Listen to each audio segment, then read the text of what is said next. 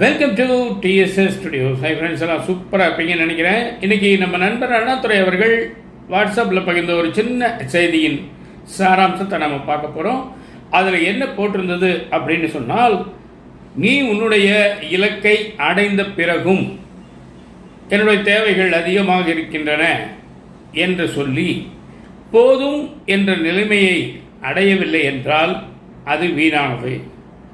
ஒருவேளை அதன் பிறகும் எனக்கு தேவையில்லை, போதும் என்ற நிலைமை இருக்குமானால் அதுவே கடினமான பொருளாதார திறமையாகும் அப்படின்னு போட்டிருந்தது. எந்த அளவுக்கு யாருக்கு எப்படி புரியுங்கிறது நம்ம சொல்ல முடியாது. அது கொஞ்சம் டீட்டெயிலாக பார்க்கலாம். ஒரு 2 நாள் விடுமுறையில் நம்ம மதுரை போகிறோன்னு வச்சுக்கோங்க.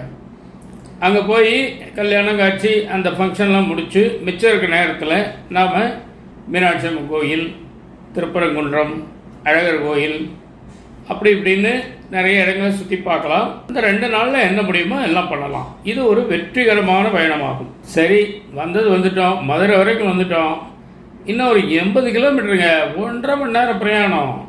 ஸ்ரீவில்லிபுத்தூர் போனால் ஆண்டாள் கோயில் பார்க்கலாம், பால்கோவா நல்லாயிருக்கும், அல்வா கூட நல்லாயிருக்கும் அப்படின்னு சொல்லி அங்கே நம்மளால் போக முடியுமா? அதுக்கு நம்ம நேரம், காலம், பண வசதி இடம் கொடுக்குமா? 2 நாள் விடுமுறையில் அதை கவர் பண்ண முடியுமா? இப்படியெல்லாம் யோசிக்கணும். அப்புறம் அங்கே போனோன்னா அங்கேருந்து இன்னொரு 1.5 மணி நேரம் போனீங்கன்னா குற்றாலம் போய் குளிக்கலாம், தென்காசியில் போய் அந்த சிவன் கோயிலை பார்க்கலாம். அப்புறம் அங்கே போயிட்டிங்கன்னா திருநெல்வேலி ரொம்ப பக்கமாக போயிடும், நெல்லையப்பர் இருக்கார், இருட்டுக்கடை அல்வா இருக்குது, எத்தனையோ விஷயங்கள் இருக்குது. இப்படியே தொடர்ந்து போய்கொண்டே இருந்தால் நம்ம நிலைமை என்ன ஆகும்னு யோசிச்சு பாருங்க. அதுதான் மாபெரும் தோல்வி அப்படிங்கிறாங்க. அது எதுக்கு அந்த உதாரணத்தை சொல்கிறாங்கன்னா, வாழ்க்கை அப்படின்னு இருந்தால் ஒரு லட்சியத்தை நீங்கள் நிர்ணயிச்சுக்கோங்க. ஆனால் அந்த லட்சியத்தை நீங்கள் அடையும் பொழுது அதோடு உங்களுக்கு ஒரு திருப்தி வந்தால் உங்கள் வாழ்க்கை அழகாக இருக்கும்.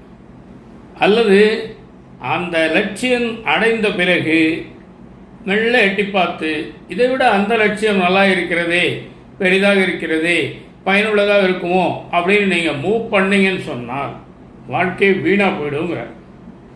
ஏன்னா அடைந்த லட்சியத்தை எப்பொழுது நுகர்வீர்கள், எப்பொழுது அனுபவிப்பீர்கள்? விடிய விடிய ஓடுறீங்க பணத்துக்காக, ராத்திரி பகல்னு பார்க்கல, வெயில் மழைன்னு பார்க்கல, ஏன் குடும்பத்தையே பார்க்கல. ஆனால் ஏன் ஓடுறோம், எங்கே ஓடுறோம், நம்ம லட்சியம் என்ன, ஒரு ஷிஃப்டா 2 ஷிஃப்டான்னு ஒரு முடிவில்லாமல் போயிட்டுருக்கோம். அதனால் எந்த ஒரு விஷயமாக இருந்தாலும் ஒரு இடத்த நம்ம நிர்ணயித்து அங்கே நின்றுக்கணும். அதுதான் அழகு. வேடிக்கையாக ஒரு கதை சொல்லுவாங்களே, உங்களுக்கு தெரியாதா என்ன? இன்றைக்கி காலையில் 6 மணிக்கு இந்த நிலத்தில் நீ ஓட ஆரம்பிச்சின்னா சாயந்தரம் 6 மணிக்குள்ளே எவ்வளோ தூரம் சுற்றி வரியோ, எவ்வளோ நிலத்தை நீ கவர் பண்ணுறியோ அது பூரா உனக்கு அப்படிங்கிறார். 6 மணி ஆனோன்னு ஓட ஆரம்பிச்சிட்டார். ஒரு வீடு கட்ட இடம் கிடச்சா போதும், ஒரு 10 சென்ட் மேக்சிமம், 5000 ஸ்கொயர் ஃபீட் அப்படின்னு ஒரு ரவுண்ட் அடித்து அவர் போய் அங்கே சேர்ந்துருந்தார்னு சொன்னால் அவருக்கு அந்த இடம் சொந்தமாக இருக்கும். தாங்கிட்ட இருக்க காசு பணத்தை போட்டு ஒரு வீடை கட்டிட்டு ஜாலியாக வாழ்ந்துருக்கலாம். ஆனால் இவர் என்ன நினைக்கிறார்? இன்னொன்று ஓடிக்கிட்டே இருக்கார். ஓடி போய் சாயந்தரம் 6 மணி ஆனதே தெரியாமல் ஓடி போய் 5:45 மணிக்கு மூச்சு இறச்சி நாக்கில் நுர தள்ளி கீழே விழுந்து செத்து போயிடுறார். ஆக இவருக்கு ஒரு பிட்டு கூட அந்த இடம் கிடைக்கல.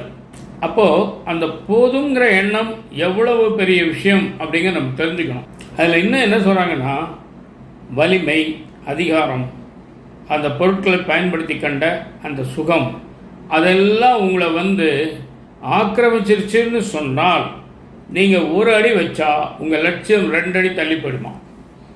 அப்போது குதிரைக்கு முன்னாடி ஒரு 1/2 அடி தூரத்தில் கொள்ளை கட்டி தொங்க விட்டு அதை பிடிக்கட்டும்னு அதை ஓட வச்சு அதில் வேலை வாங்குகிற ஒரு குதிரைக்கார மாதிரி நாம் ஓடிக்கிட்டே இருந்தோம்னா எந்த காலத்தில் அந்த லட்சியத்தை நம்ம அடையிறது? ஏன்னா லட்சியம் நகர்ந்து கொண்டே இருக்கிறது.